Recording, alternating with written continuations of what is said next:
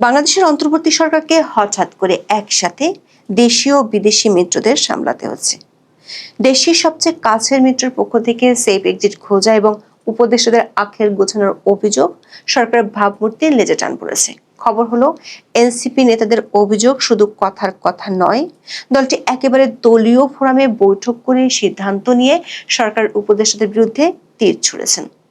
আর সরকারের উপদেষ্টারা সেই অভিযোগের জবাবে পাল্টা চ্যালেঞ্জ ছুড়ে দিয়ে সমস্যাটির নতুন মেরুকরণ গড়ে দিয়েছেন। সরকার একাধিক উপদেষ্টা মনে করেন, এই বিতর্কটি শুধু একটি রাজনৈতিক গুঞ্জন শুরু করেনি, এটি অন্তর্বর্তী সরকারের নৈতিক ভিত্তি আর নিরপেক্ষতাকে কঠিন প্রশ্নের মুখে ঠেলে দিয়েছে। আবার সেই কাজটি করেছে তারাই যারা সরকারের সবচেয়ে কাছের বলে পরিচিত সেই নিয়োগকর্তা ছাত্ররাই।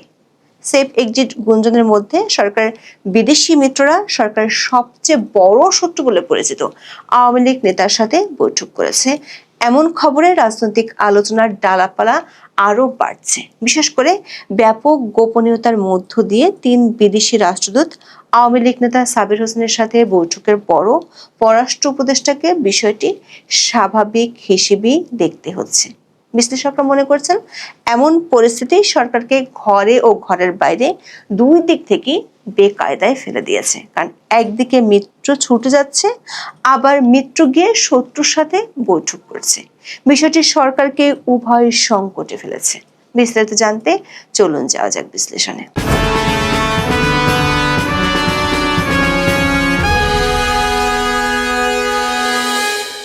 অর্থনীতিবিদ দেবপ্রিয় ভট্টাচার্য সরকার উপদেষ্টাদের সেফ এক্সিটের আলোচনা তুলেছিলেন। তিনি বলেছিলেন, সরকার উচিত চলে যাওয়ার রাস্তা খোঁজা।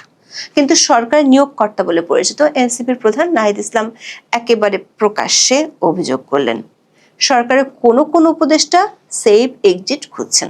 গত শনিবার একটি বেসরকারি টেলিভিশনে দেওয়া সাক্ষাৎকারে জনাব নাহিদ এমন অভিযোগ করেন।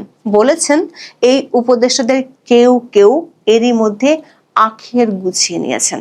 সেফ এক্সিটের জন্য তারা রাজনৈতিক দলগুলোর সাথে লিয়াজো করছেন। দর্শক, নাহিদ ইসলাম একসময় এই অন্তর্বর্তী সরকারি তথ্য মন্ত্রণালয়ের উপদেষ্টা ছিলেন, যিনি বৈষম্য বিরোধী ছাত্র আন্দোলনের সমন্বয়ক হিসেবে অভ্যুত্থানের পর সরকারে যোগ দেন। নাহিদ ইসলাম গত ফেব্রুয়ারিতে পদত্যাগ করে নতুন রাজনৈতিক প্ল্যাটফর্ম তৈরি করেন। তার সাম্প্রতিক বিস্ফোরক বক্তব্য সামাজিক যোগাযোগ মাধ্যম এবং মূলধারার গণমাধ্যমে তীব্র আলোচনার জন্ম দিয়েছে। নাহিদ ইসলামের সরাসরি অভিযোগ, উপদেষ্টাদের অনেকেই বিভিন্ন রাজনৈতিক দলের সাথে লিয়াজো করে ফেলেছে, তারা নিজেদের সেফ এক্সিট বা নিরাপদ প্রস্থানের কথা ভাবছে। নাহিদের অভিযোগ আরো গভীর। তিনি মনে করেন, রাজনৈতিক দলের নেতাদের এবং যারা উপদেষ্টা হয়েছেন তাদের অনেককে বিশ্বাস করাটা তাদের অবশ্যই ভুল হয়েছিল। তিনি সরাসরি অভিযোগ করেন, অনেক উপদেষ্টা নিজেদের আখের গুছিয়েছে অথবা গণ অভ্যুত্থানের সঙ্গে বিট্রে বা প্রতারণা করেছে। যদিও তিনি এসব উপদেষ্টার নাম বলেননি, বলেছেন সঠিক সময় এলে এদের নাম জানাবেন। নাহিদ ইসলামের পরে এনসিপির উত্তরাঞ্চলের মুখ্য সংগঠক সার্জিস আলমও তাদের দলের এক সভায় একই বিষয়ে বক্তব্য দেন। নওগাঁয় এনসিপির জেলা ও উপজেলার সমন্বয় সভা শেষে সাংবাদিকদের সামনে তিনি বলেন, কিছু উপদেষ্টার মাঝে আমরা এই আচরণ দেখতে পাচ্ছি যে তারা এখন কোনোভাবে দায়সারা দায়িত্বটা পালন করে নির্বাচনের মধ্য দিয়ে এক্সিট নিতে পারলেই হলো। এরপর তিনি রীতিমতো উপদেষ্টাদের হুমকিও দিয়েছেন। বলেছেন, কোথায় সেফ এক্সিট নেবেন? পৃথিবীতে সেফ এক্সিট নেওয়ার একটাই জায়গা, সেটা হচ্ছে মৃত্যু। এছাড়া কোনো সেফ এক্সিট নাই। আপনি পৃথিবীর যে প্রান্তে যান সেখানে বাংলাদেশের মানুষ আপনাকে ধরবে। এনসিপির এই দুই নেতার বক্তব্য নিয়ে নানা আলোচনা সমালোচনা দেখা যাচ্ছে সামাজিক যোগাযোগ মাধ্যমে। বিশেষ করে গত বছর শেখ হাসিনা সরকারের পতনের পর অন্তর্বর্তী সরকার গঠনের আলোচনায় অংশ নিয়েছিলেন আন্দোলনে নেতৃত্ব দেওয়া এই ছাত্ররাই। সেই সরকারে নাহিদ ইসলাম সহ ৩ জন ছাত্র প্রতিনিধিও ছিলেন। অধ্যাপক ইউনূস নিজেই বলেছেন, এই ছাত্ররাই তাদের নিয়োগকর্তা। কিন্তু বছর না ঘুরতেই কেন উপদেষ্টাদের নিরাপদ প্রস্থানের কথা তুলছেন সেই নিয়োগকর্তারাই? এমন প্রশ্ন সামাজিক মাধ্যম ও রাজনৈতিক ঘটনার আলোচনায় ঘুরপাক খাচ্ছে। তবে অনেকের ধারণা ছিল, অতীতের মতোই এনসিপি নেতাদের এটা ব্যক্তিগত অতিকথন। কিন্তু বিবিসি বাংলার খবরে বলা হচ্ছে, এনসিপির দুই নেতার এমন প্রকাশ্যে হানা তীর তাদের দলীয় সিদ্ধান্তেই ছুটেছে। বিবিসি বাংলা বিষয়টি নিয়ে কথা বলেছে এনসিপির সদস্য সচিব আক্তার হোসেনের সাথে। আক্তার হোসেন মাত্র কদিন আগে অধ্যাপক ইউনূস ও বেশ কজন উপদেষ্টাদের সাথে নিউ ইয়র্ক ঘুরে এসেছেন। আক্তার হোসেন বলেছেন, উপদেষ্টাদের সেফ এক্সিট নিয়ে তার দলের নেতাদের বক্তব্য এনসিপিরই সামগ্রিক বক্তব্য। আক্তার হোসেন দাবি করেছেন, অন্তর্বর্তী সরকার পক্ষপাতিত্বমূলক আচরণ করছে, তারা দায়িত্বগুলো পালন না করে পালিয়ে বাঁচতে যাচ্ছেন। বিবিসির খবরটিতে আরো বেশ কিছু চমকপ্রদ তথ্য আছে। বিবিসি বলছে, তারা বিষয়টি নিয়ে এনসিপির শীর্ষ পর্যায়ের অন্তত 4 জন নেতার সাথে কথা বলেছে। নাম প্রকাশ না করার শর্তে এনসিপির একজন নেতা জানান, সরকার উপদেষ্টাদের একটি গ্রুপ বিএনপির সাথে আরেকটি গ্রুপ জামাতের সাথে সখ্যতা তৈরি করছে। তাতে নিয়োগকর্তা হয়ে এনসিপির অবস্থা অনেকটা আমের আটির মতো, যেখানে আম আর দুধে মিলন হয়ে গেছে, আটিটি ছুঁড়ে ফেলে দেওয়া হচ্ছে। বিষয়টি নিয়ে সম্প্রতি এনসিপির শীর্ষ নেতাদের মধ্যে বৈঠক অনুষ্ঠিত হয়েছে। ওই বৈঠকে আলোচনার পরে বিষয়গুলো প্রকাশ্যে আনছেন এনসিপি নেতারা।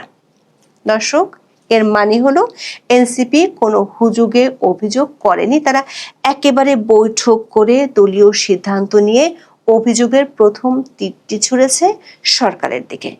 দলটির একাধিক সূত্র বলছে, দ্বিতীয় ধাপে প্রমাণসহ পর্যায়ক্রমে কয়েকজন উপদেষ্টার বিরুদ্ধে অভিযোগগুলো প্রকাশের পরিকল্পনা আছে তাদের। দর্শক, বাংলাদেশের রাজনৈতিক ক্ষমতা হস্তান্তরের প্রেক্ষাপটে সেফ এক্সিট শব্দটি কেবল পদত্যাগ বা অবসর বোঝায় না, এটি রাজনৈতিক ক্ষমতা এবং আইনি দায়মুক্তির একটি সংবেদনশীল মিশ্রণ, যেটি মূলত ক্ষমতার অপব্যবহারের ঝুঁকি থেকে আসা দুশ্চিন্তার কথা তুলে ধরে। এখানে দুটি সুনির্দিষ্ট অর্থ রয়েছে। প্রথমত, এর অর্থ হলো ক্ষমতা থেকে সরে যাওয়ার পর ভবিষ্যতে নির্বাচিত রাজনৈতিক দল বা আইনি প্রক্রিয়ার মাধ্যমে হয়রানি, রাজনৈতিক প্রতিহিংসামূলক মামলা বা প্রতিশোধ থেকে ব্যক্তিগত সুরক্ষা নিশ্চিত করা। দ্বিতীয়ত, অন্তর্বর্তীকালীন সময় যদি কোনো উপদেষ্টা ক্ষমতার অপব্যবহার করে ব্যক্তিগতভাবে লাভবান হন বা দুর্নীতি করেন, তবে তার জন্য আইনি সুরক্ষা বা দায়মুক্তি লাভ করা। রাজনৈতিক বিশ্লেষকরা মনে করেন, উপদেষ্টার দায়িত্ব পালন করতে না পারা ব্যর্থতা, তবে সেফ এক্সিটের প্রশ্ন আসলে সেটি মূলত একটা অনিয়মতান্ত্রিক পরিবর্তনের কথাই বোঝায়। আবার অনেকে বলছেন, এনসিপি নির্বাচন বয়কটের কৌশলের অংশ শুরু হলো এটা দিয়ে। এনসিপি প্রমাণ করতে চাইবে সরকার বায়াসড, তাদের অধীনে নিরপেক্ষ নির্বাচন হবে না, সে অভিযোগ এস্টাবলিশ করার জন্য নাহিদ রাজনৈতিক দলগুলোর সাথে কয়েক উপদেষ্টার লিয়াজের প্রসঙ্গ তুলেছেন। তবে এনসিপি নেতাদের এমন অভিযোগ সরকারের কয়েকজন সিনিয়র উপদেষ্টা বেশ সিরিয়াসলি নিয়েছেন।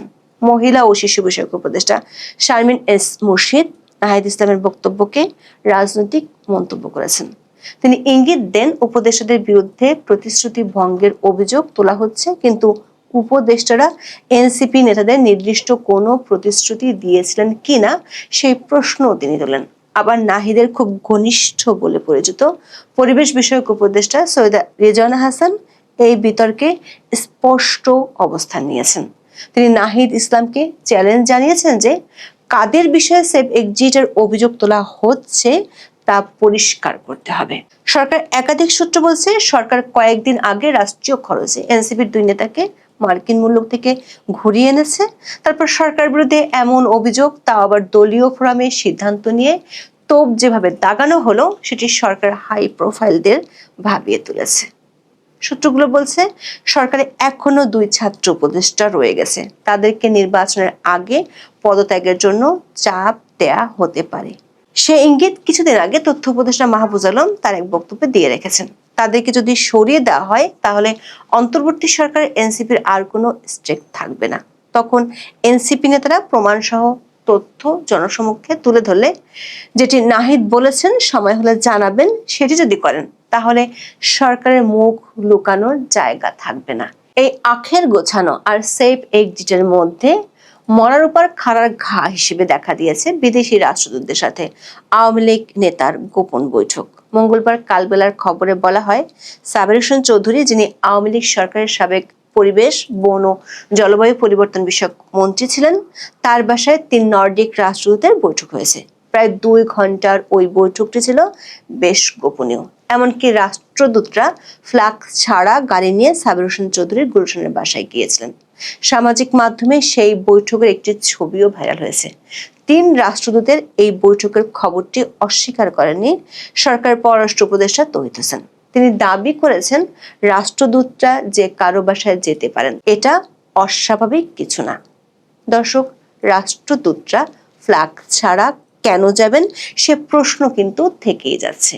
আবার বৈঠকে কি নিয়ে আলোচনা হয়েছে সে সম্পর্কে কালবেলার খবরে যা বলা হয়েছে সেটি যদি সত্যি হয় তাহলে একেবারে সরকারের বিপরীতে বিদেশি মিত্ররা হাঁটছে, এমন দাবি অনেকে করছেন। কালবেলার খবরে বলা হয়েছে বৈঠকে কার্যক্রম নিষিদ্ধ হওয়া দল আওয়ামী লীগের আসন্ন জাতীয় সংসদ নির্বাচনে অংশগ্রহণের কোনো পরিকল্পনা রয়েছে কিনা সে বিষয়ে কূটনীতিকরা জানতে চান সাবের হোসেন চৌধুরীর কাছে। এছাড়া কিভাবে দলটির কার্যক্রম ফের শুরু করা যায় তা নিয়ে আলোচনা হয় দুপক্ষে। দর্শক, আওয়ামী লীগের সাথে কারো দুঃসম্পর্কের সম্পর্ক থাকলেও সরকার তাকে গ্রেপ্তার করে, আওয়ামী লীগের মিছিল থামাতে পুলিশের বিরুদ্ধে শাস্তিমূলক ব্যবস্থা নেওয়া হয়, দল হিসেবে আওয়ামী লীগের বিচারের জন্য আইন বদলানো হলো, সেখানে বিদেশি মিত্ররা গোপনে গিয়ে আওয়ামী লীগ নেতার সাথে বৈঠক করলেন, সেটিকে সরকারের উপদেষ্টা দাবি করলেন স্বাভাবিক বৈঠক। আবার সরকার মিত্ররা সামাজিক মাধ্যমে সাবের হোসেন চৌধুরীর গ্রেপ্তারের দাবি তুললেও সরকার উপদেষ্টা সাব জানিয়ে দিয়েছেন তিনি তো অপরাধী না, অপরাধী হলে উনি তো জেলে থাকতেন। দর্শক, পরিষ্কার বোঝা যাচ্ছে সরকার শুধু দেশীয় মিত্র নয়, বিদেশি মিত্রদের কাছ থেকে বিরূপ বার্তা পাচ্ছে। প্রশ্ন হলো, বিদেশি মিত্রদের এমন গোপন মিশন যদি বজায় থাকে আর জনাব নাহিদের সেই সঠিক সময়ে চলে আসে আর দুটো যদি একসাথে আসে তাহলে কি ধরনের অমাবস্যা যমুনার আকাশে দেখা দিবে সেটি সত্যি সরকারকে চিন্তায় ফেলছে। এখন এ পর্যন্ত।